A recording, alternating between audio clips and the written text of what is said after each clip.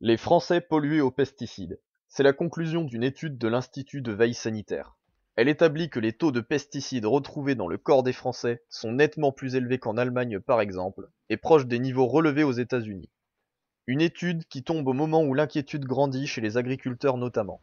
Pour la première fois en mars dernier, l'État a été condamné à indemniser un céréalier lorrain atteint d'un cancer provoqué par les pesticides.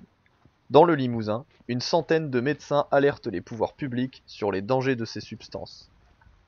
On a l'impression que rien ne bouge.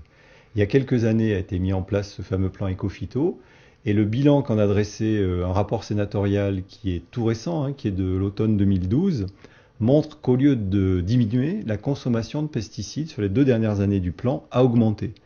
Les agriculteurs, à défaut d'être les coupables facilement montrés du doigt, sont des victimes ligotées par les belles paroles des grandes firmes de l'agrochimique. Pourtant, ces dernières ne semblent pas avoir une attitude assez claire envers leur clientèle agricole.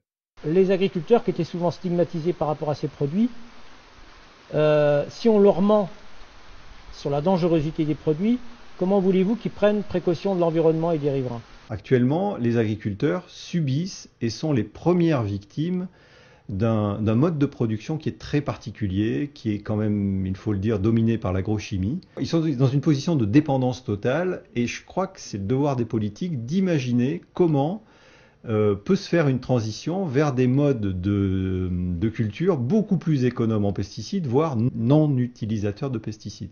Car pour nous, sur le plan sanitaire, ce qu'il faut réduire, c'est l'imprégnation générale de la population. Le monde agricole peut faire le reproche à l'État qu'il ne fait rien pour leur proposer une alternative viable à l'agriculture dite conventionnelle. Malgré cela, la nouvelle génération d'agriculteurs formés dans les lycées agricoles sont en train de relever ce défi technique et agronomique qu'est l'utilisation raisonnée des pesticides sans pour autant impliquer une baisse de revenus dans l'exploitation par rapport à l'ancienne génération.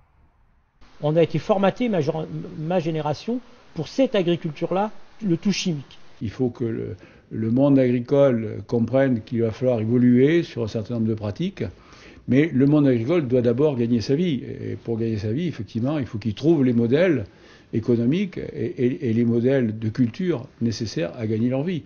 Aujourd'hui, du fait d'avoir réorganisé l'assolement, d'avoir multiplié les espèces, du fait de changer nos techniques culturelles, du fait d'apporter des légumineuses, du fait d'apporter des intercultures, cet ensemble de techniques nous permettent d'utiliser moins de chimie et de continuer à produire et de voir nos sols qui revivent, et puis nous de nous sentir mieux dans notre peau de paysan.